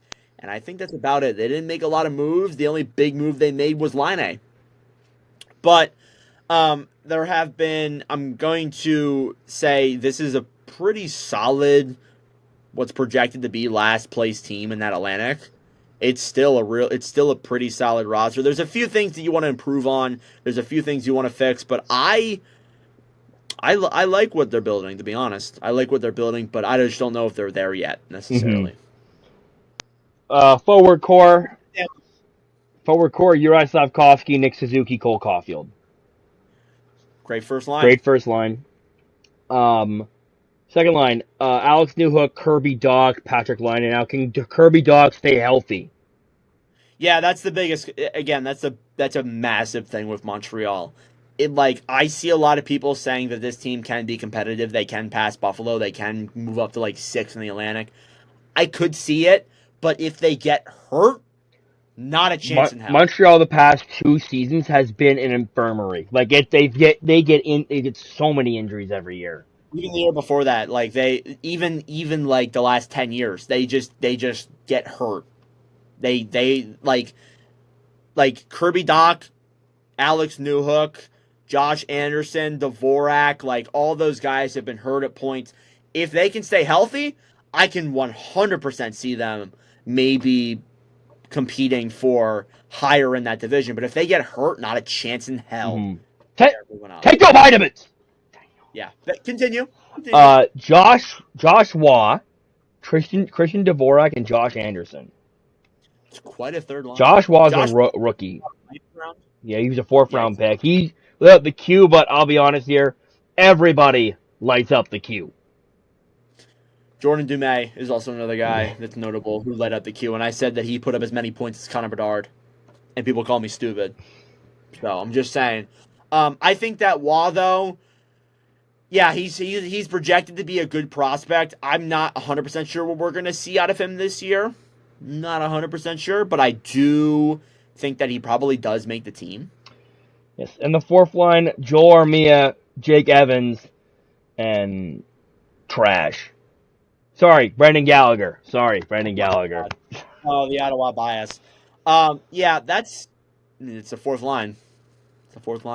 Again, I think they are really good top 6. Bottom 6, I think there's a lot to improve on for sure. And again, a lot of their prospects haven't come up yet, so that's the biggest thing. And now it's time for the defense. This is one of the weaker cores in the division. You It could is. argue for it is one of the weakest. So we got Mike Matheson and Caden Gooley. It's good. I'm not writing home about it though. I think Matheson might get traded this year. He's on the last year of his deal. He is. That is correct. He had a really good last year. I think Ken Hughes will be focused on trading him. So I don't see him a part of the long-term plans here. Goulet, though, did sign a long-term deal, so he probably is. Lane Hudson, David Savard. I've seen a lot of hype from Hudson. I thought that I watched some of the highlights from the Montreal-Toronto game. I think that he is great moving the puck. He's great offensively, but there are going to be points this year where he is going to get embarrassed defensively. He is going to get one off. He's small. He's small. He's That's short. Yeah. Yeah. Here's the thing. I've always said this: a smaller forward, yes, because they can drive the play, they can wiggle around guys. When you're a smaller defenseman, you got forwards coming right at you. It's and when they can just just around you, it's harder to play. So if Hudson can succeed, that's great. I mean, that's great. But I don't know. I'm not sold on Lane Hudson yet. I think he's a great prospect. I'm not sold on him as an NHL player right now. Yeah, I think that I've actually gotten a little bit higher on him, just kind of doing some research around him, watching some of his highlights in Boston. I think he was Boston University, right? Yeah, Boston College. Yeah, he was BU. I think that the doubts that I have of him is how he's going to perform defensively and just his size. That's the biggest thing. Again, as I said, small defenders, it's harder for them to play in the NHL. I think, though, I have seen a lot of reports that Hudson could contend for the Calder. I think it's possible if he gets power play time. Maybe. If he doesn't, forget it. I think it's going to be a year for Hudson that he's either going to have a great season, contend for the Calder, or he's going to be like Cole Caulfield and gets down to the American Hockey League. He'll be on the Calder race if every rookie gets injured. I'm joking. I disagree with that. I think he'll still. He's not in I don't think he'll contend for it. I don't think he'll be a favorite though. Yeah, I'm not. He's not in my top 3. Yeah, he might not even be in my top 5. But I still think that he can contend. And then the last, and then the last pairing is Arber Xhekaj, Justin Barron. And I want to say this: Xhekaj is used for one thing and one thing only. He's there to fight people. There's a Sens fan saying that, by the way. No, he's not wrong. Xhekaj is going to fight. He's going to not kill people. He's going to hit people. He's going to be someone who makes a lot of headlines this year for just hitting. I also got to ask you, do you think that Logan Mailloux or David Reinbacher makes this team out of camp? Reinbacher's looks really good in rookie camp and in regular training camp apparently. So Reinbacher, is he left or right? I think he's right.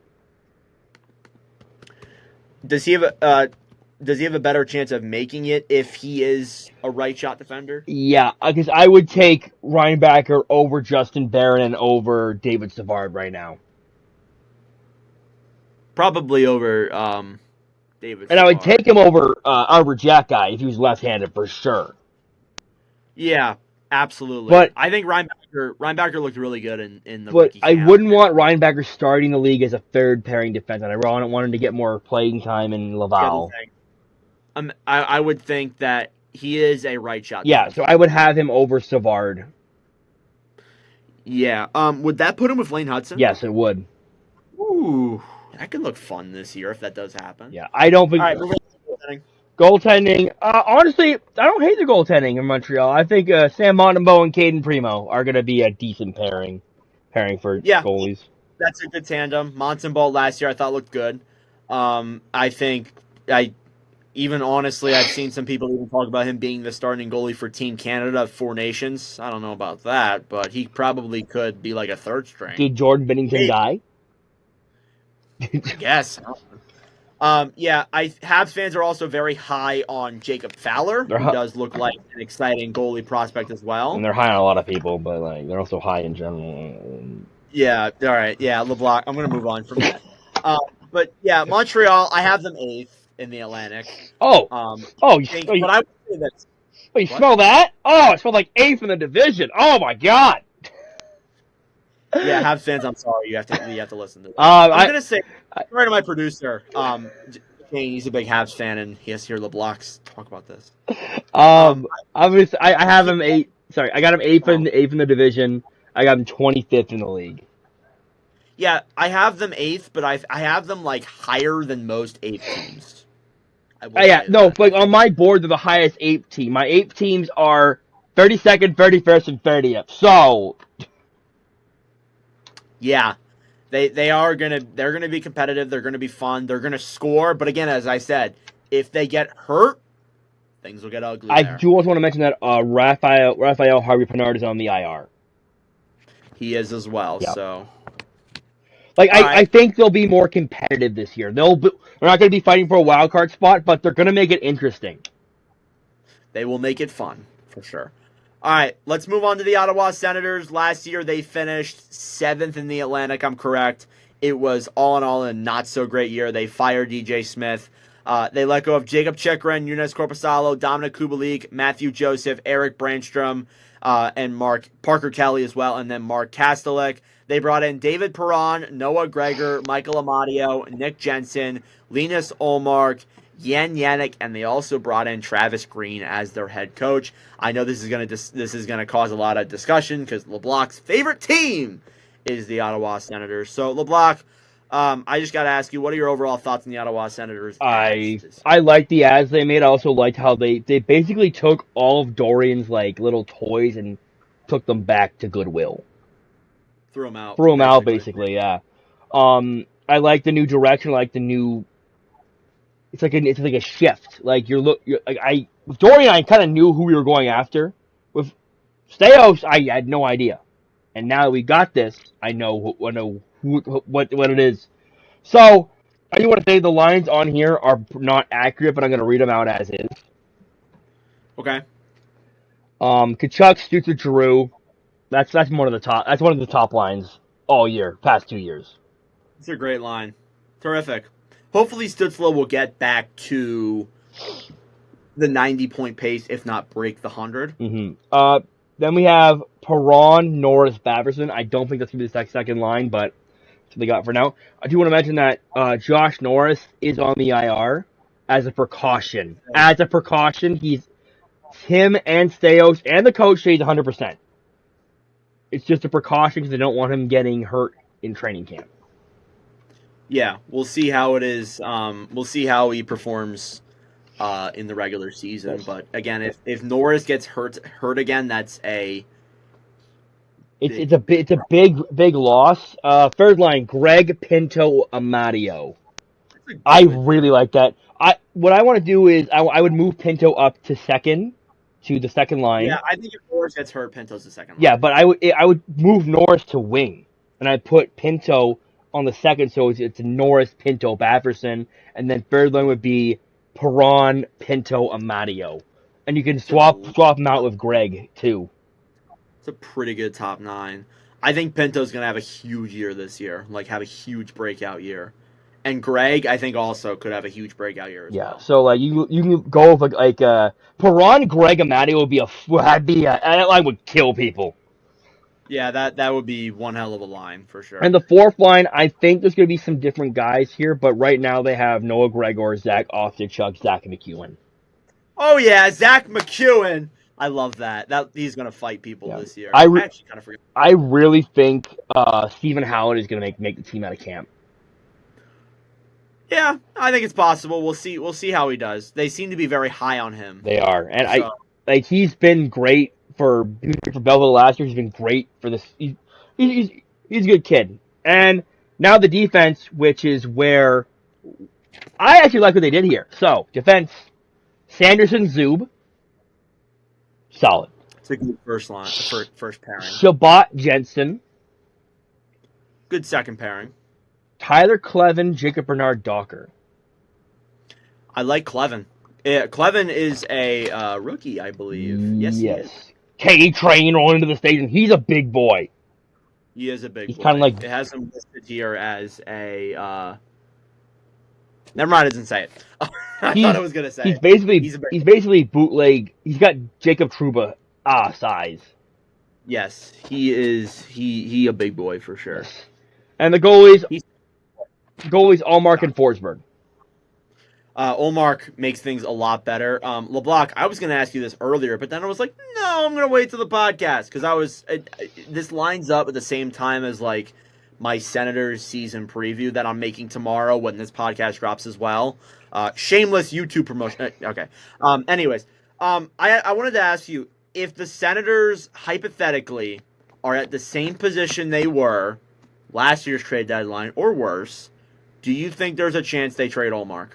If he's not signed to an extension, if he's not signed to an extension, if he's not going to sign an extension, you got to trade him at the deadline. Like I would hate it because I really do I love the Allmark ad, but if he's not going to sign an extension, cut your losses.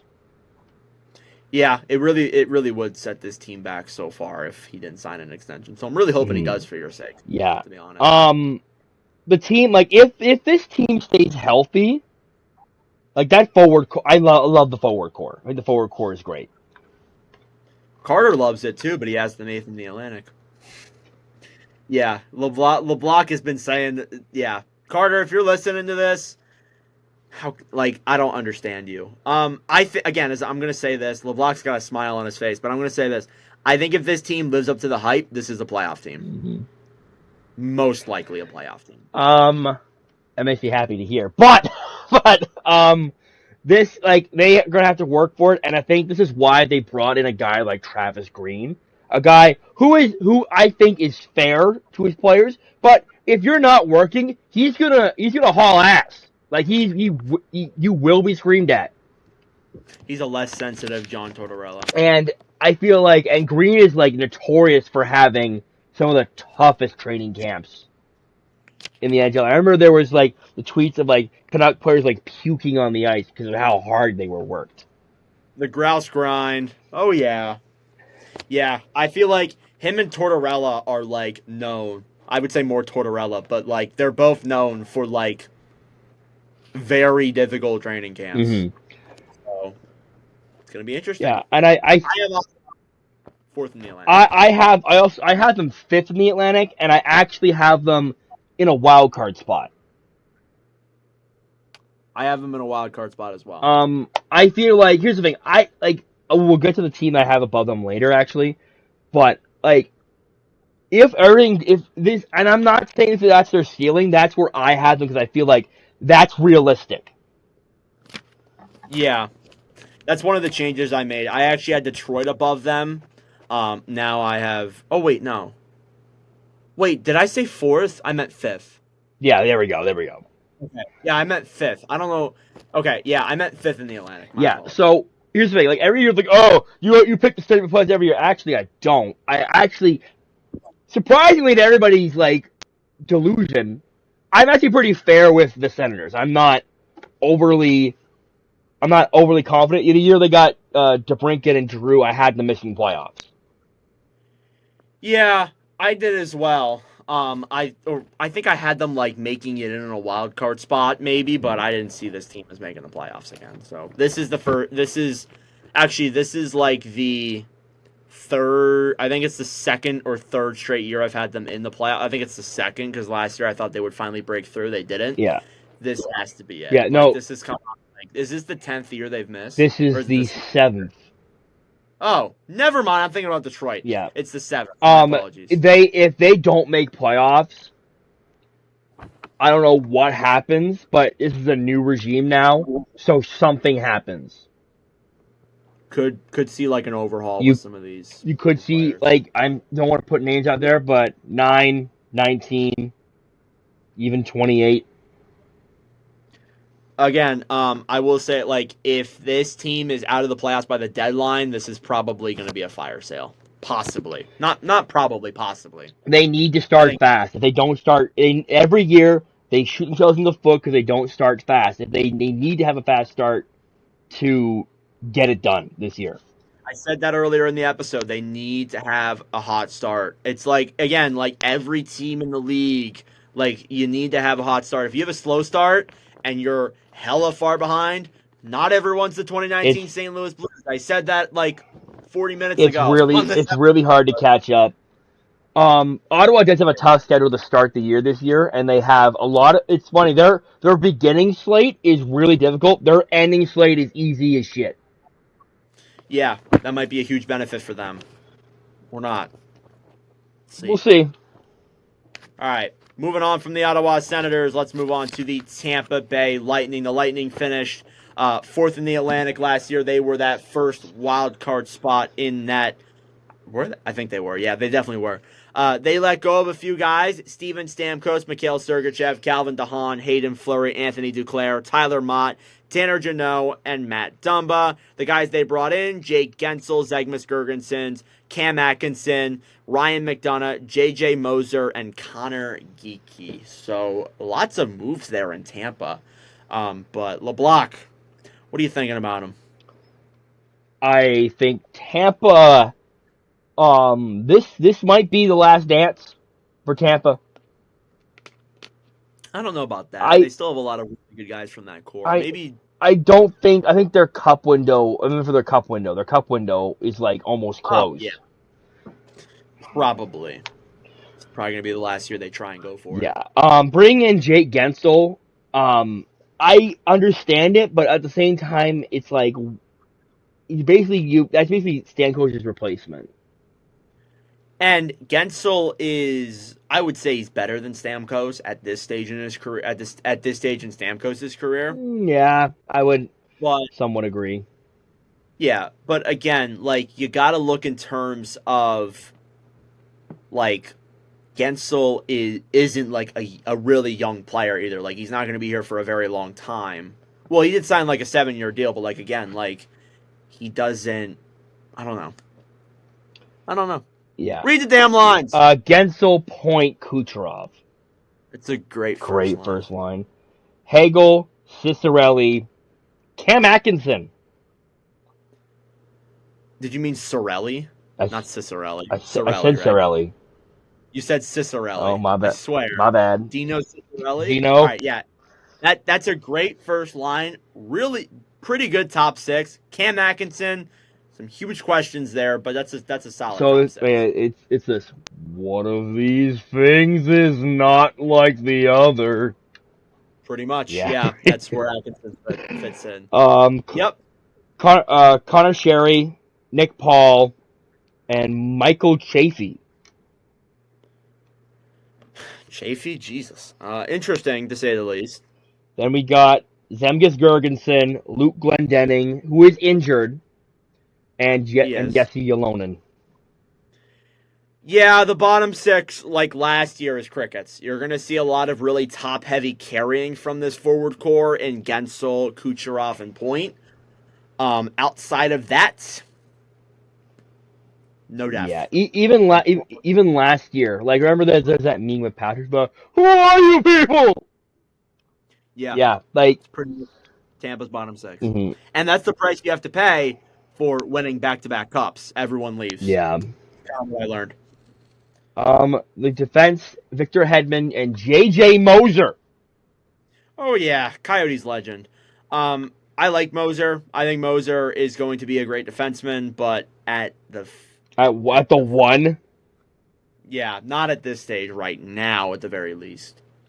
McDonough, Eric Cernak. Solid. If it's healthy. Yeah, that's the one thing. And then, I don't know who this brother is. Emil Lilleberg. I don't know who he is either. Emil Hoberg and Nick Prebix. Yeah, I know who Perbix is. He's a good. Yeah. He was good in his rookie year. Emil Lilleberg is a prospect. He's ranked 5th in Tampa's prospect pool by the Hockey News.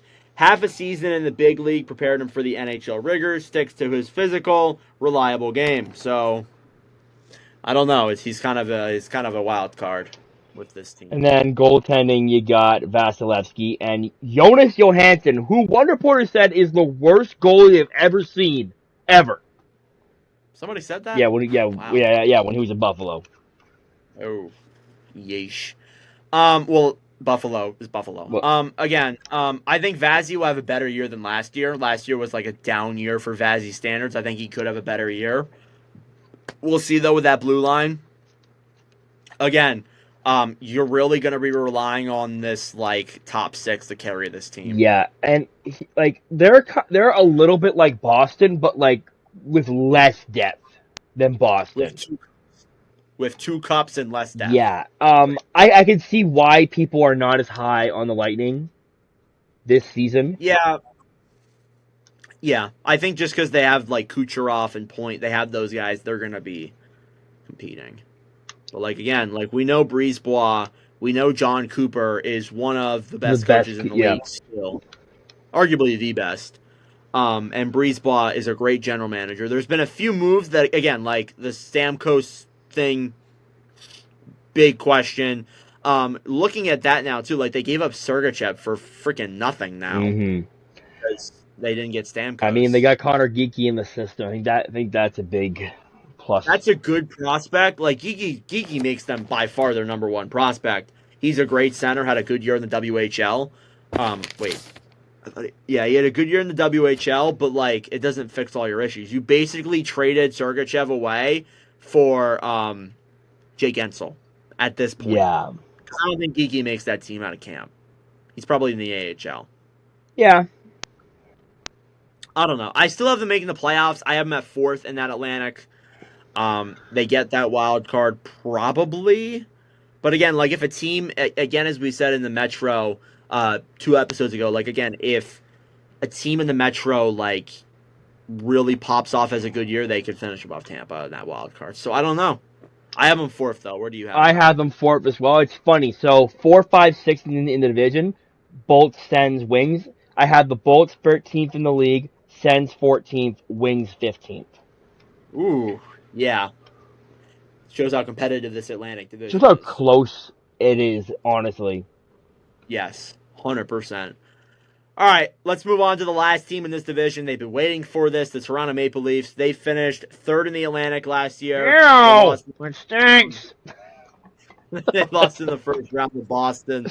They made a few moves, let go of Tyler Bertuzzi, TJ Brody, Ilya Samsonov, Ilya Lyubushkin, Joel Edmondson, Mark Giordano, and Noah Gregor. They brought in Chris Tanev, Oliver Ekman-Larsson, and Anthony Stolarz are the only notable adds that I see on here.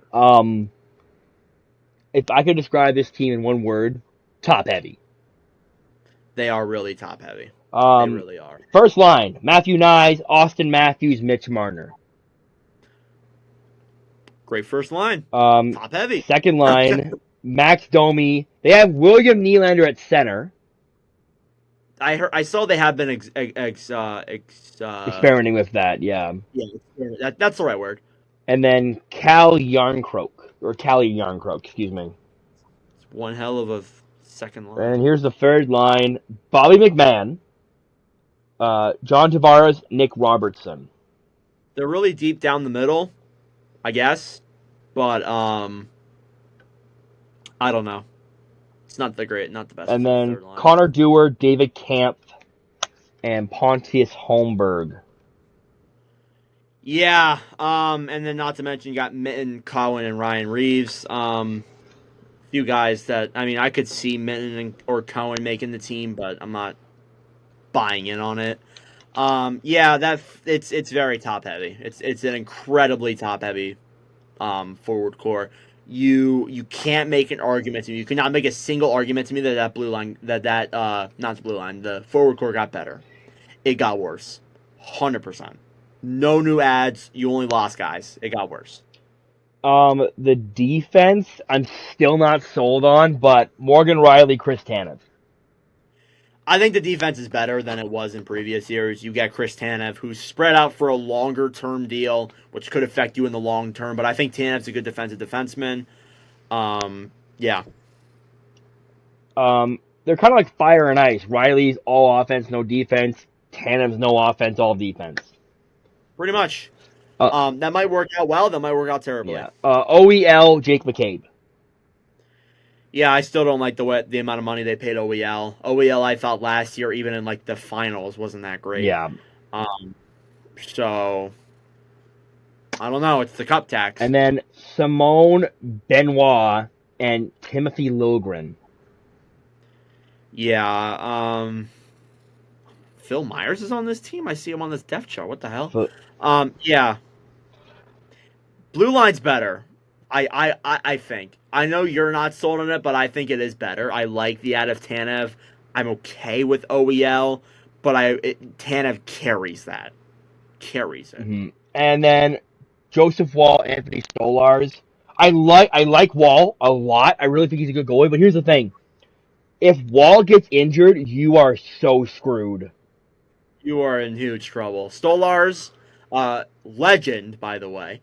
I think he is a great backup, but he's never proven himself to be a starter.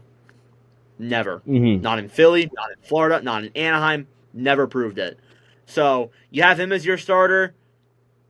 Good luck. Mm-hmm. And Matt Murray's your backup at that point. So again, I like the goaltending if it's healthy.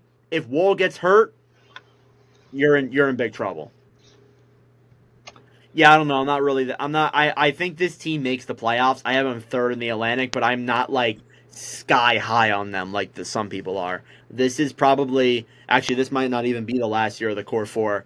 This is the last year of the core four before JT takes a discount, before Marner probably signs a much higher extension. Yeah, it doesn't get better in Toronto. Just saying. LeBlanc, where do you have them? Third in the division, 11th in the league. Yeah, I don't know. I'm not a. They're going to be really good in the regular season. I think Berube really is going to help this team in some ways, but overall, it's not that strong for me. Yeah. Yeah. Yeah. That's it. Yeah. Any questions we got? Want to give me that questionnaire? Yeah. That's it for the Atlantic. Your division winner. Florida. Division loser. Montreal. Dark horse. I want to say Ottawa so bad, but I'm actually gonna say Buffalo. Okay. Team you think could disappoint? Tampa. Team you want to play against? The Red Wings. Team you don't want to play against? Florida. MVP. Matthews. LVP.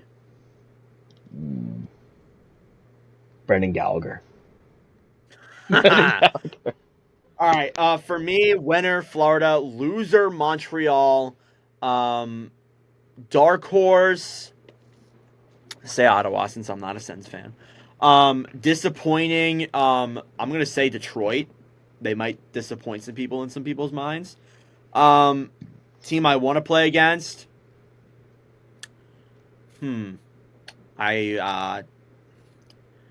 Detroit. Team I don't want to play against. Ottawa. Because they always beat us. MVP Matthews. LVP. Actually, no. MVP Kucherov. Okay. LVP. I'm gonna say. I'm trying to think. LVP Jeff Petrie. All right. I got one more for you.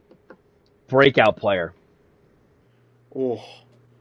I've been really high on Owen Power. I'm gonna go with him. I'm gonna say Shane Pinto.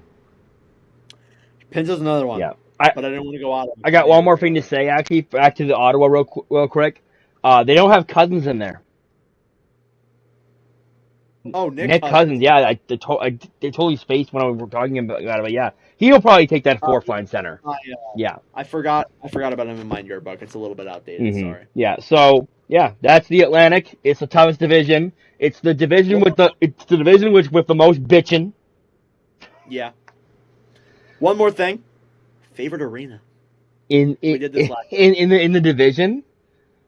Well, I've been to two of the arenas in the division, so I'm gonna say LCA. least favorite's got to be Canadian Tire Center. He hates the Sens. There you go. All right. Yeah, I'm kidding. All right. This is the longest episode in the history of this podcast. Again, we've made 20 episodes, so it's not really that long, but an hour and 50 minutes, I'd say. That's pretty good, LeBlanc. Congratulations. We beat the record. Round of applause. We beat it by like 30 minutes. Again, it's like I think it's probably top 10 in the longest podcast I've ever recorded. We've had a few for the Nordcast go over 2 hours, but congratulations, LeBlanc. We made it. All right, that concludes this episode of the Nord and Block podcast. Again, thank you all for watching or listening. If you enjoyed, make sure to like, subscribe, or give us a good review. Tell your friends. Follow us on Spotify. Follow us on Apple Podcasts. Follow us on Instagram at NordBlockPod. I'm Nord. That's Block. Hopefully Swayman gets signed. Thanks for watching. We'll see you in the next one. Ciao.